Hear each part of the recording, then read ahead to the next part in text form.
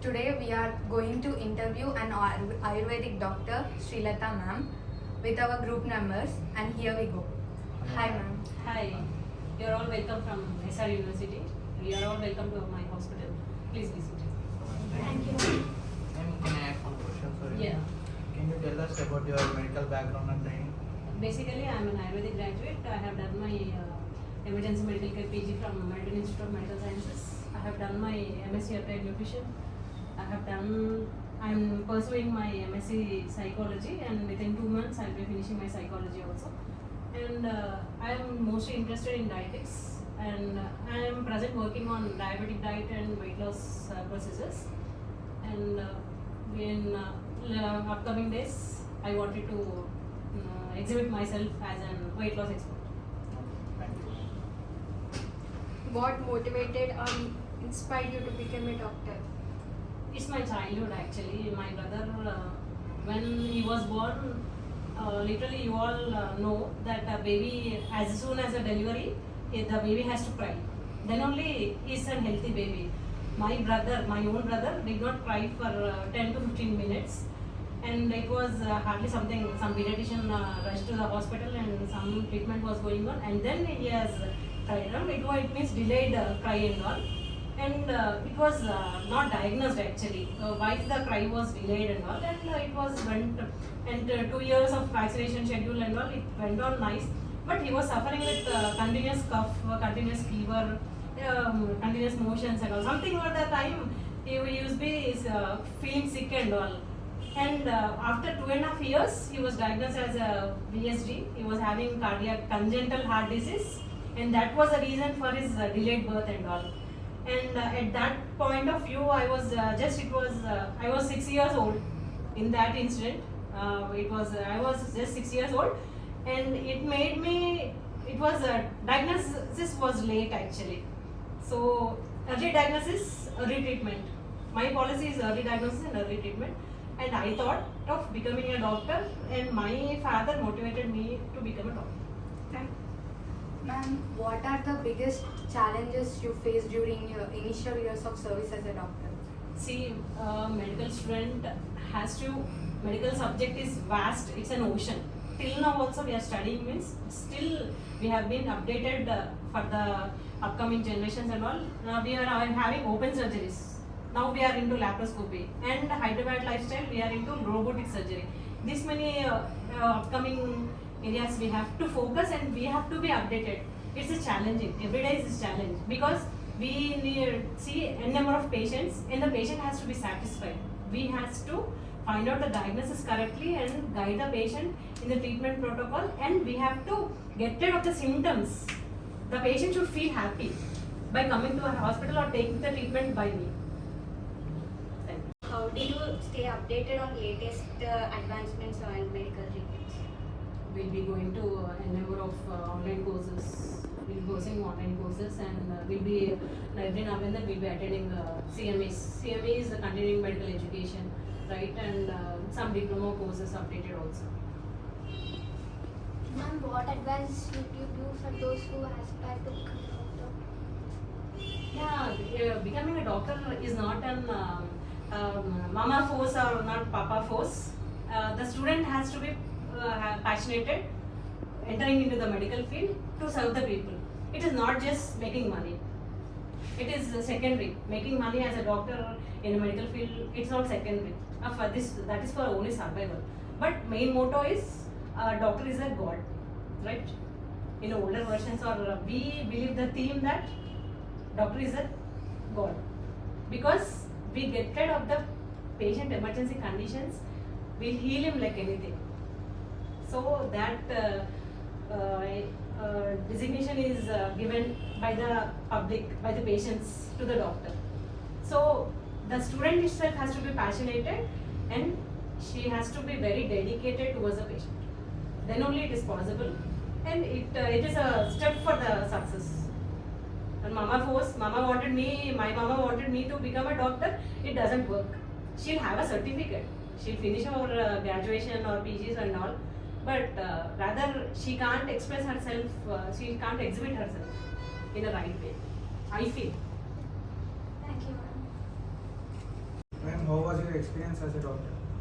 Yeah, I completed my graduation since 16 years and I'm having 16 years of experience. Actually, everything will not be happier. The other shade will be having a sadness also because all the time we can't, every patient is a challenging to us. We can't treat every patient, right? So, in some situations, we'll be losing their lives actually. In that 2-3 days and all, we feel very sad with our staff members or with our colleagues, or we'll be discussing. I was doing the patient this way, something, any other, the best treatment, we'll be referring in the emergency conditions. Whatever equipment we are having, whatever, how much ever we have to manage, we'll manage in our setup. And if at all we are helpless with our setup, we'll refer the patient to the higher center. Sometimes we'll be trying in an emergency, intubating the patient, doing the CPR and all, and suddenly we demolish the patient. In that way, we feel sad and all. Okay, thank you. Ma'am, what have been your most rewarding moments of your career? Yeah, just now we were into 2 years back we were into all pandemic and all, and you know how much we worked and all. Our medical department, doctors, nurses, lab technicians, paramedical staff, and many of their doctors also or paramedics also lost their life for the main sake of society to survive, to give life. Just on touch only it was spreading, right? COVID virus was spreading on touch. We were using all PP kits and all, but how much time? Because we are into 24/7, we are with the COVID patients, right? Almost I have worked at Mulugu ICU, COVID for 24 months. Actually, complete pandemic I was into COVID deputations itself.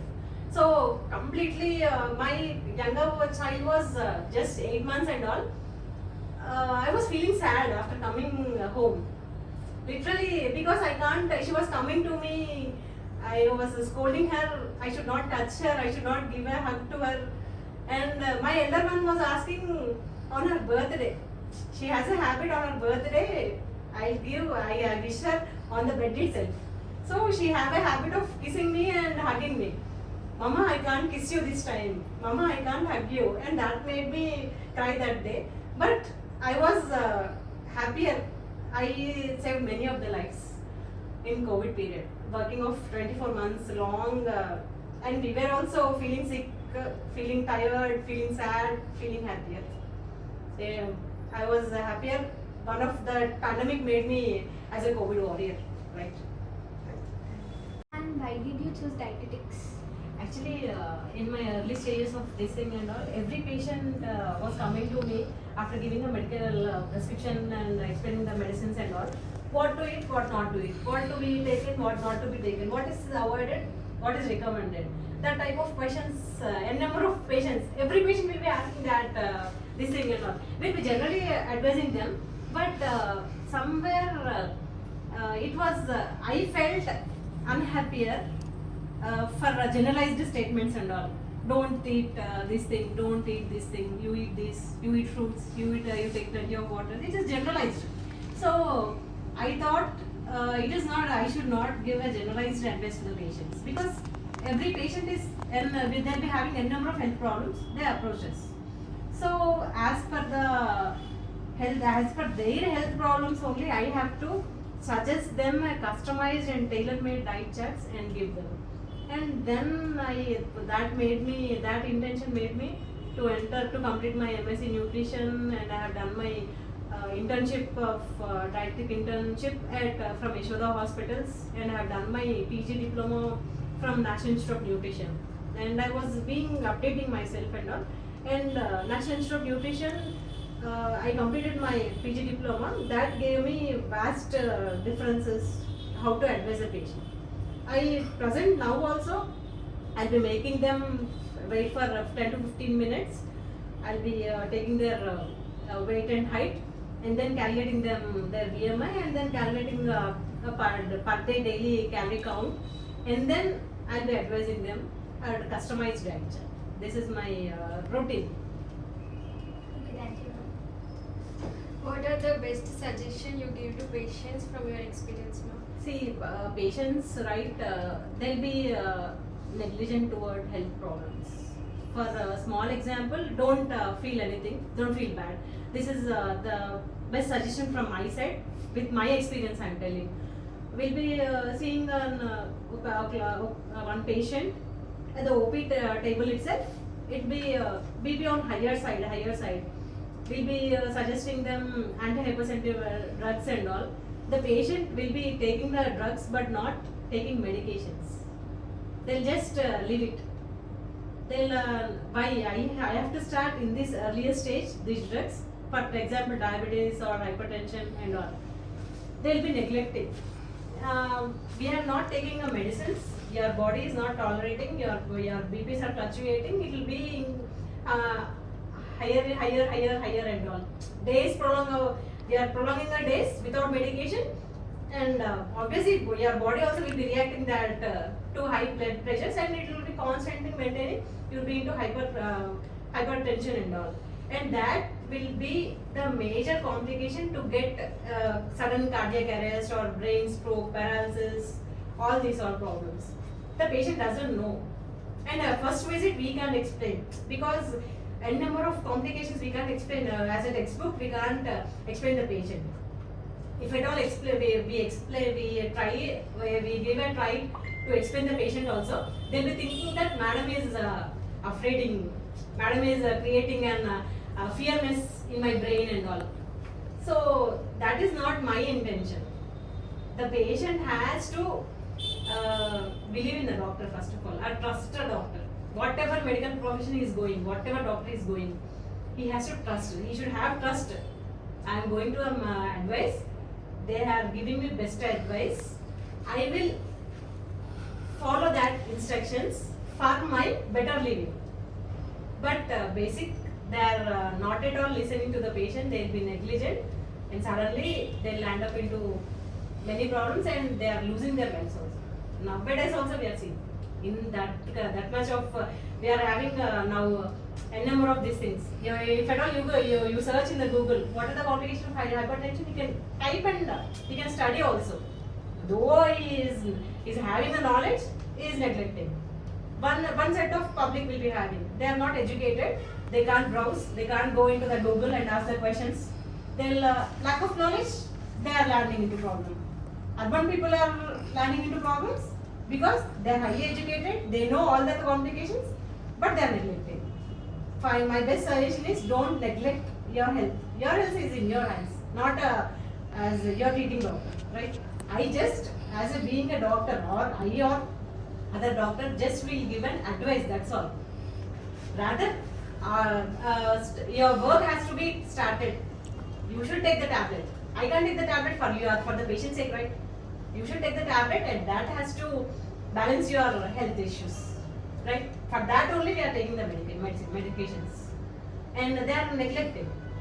That negligency, they have to they have to come out of that negligency. They have to trust the doctor, and then third advice is they have to regular checkups.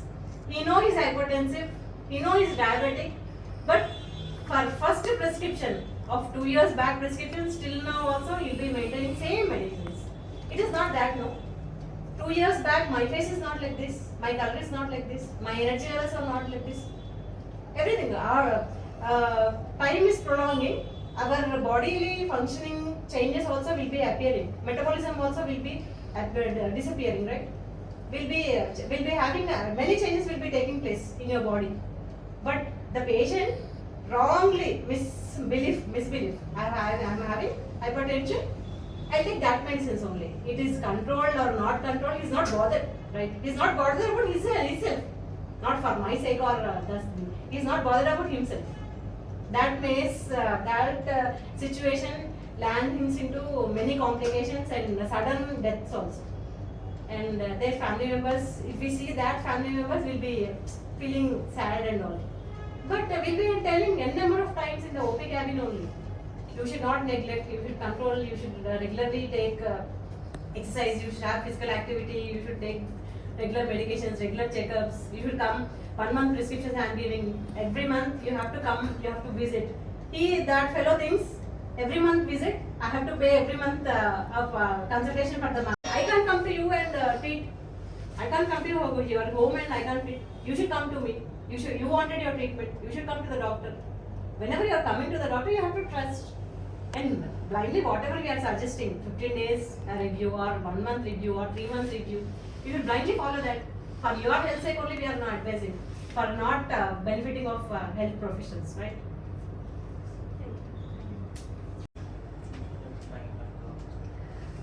Thank you, ma'am, for your valuable time and information. Thank you, ma'am. Thank you, Thank you, ma'am. all of you. All the best for your future. Thank you so much. Bye bye.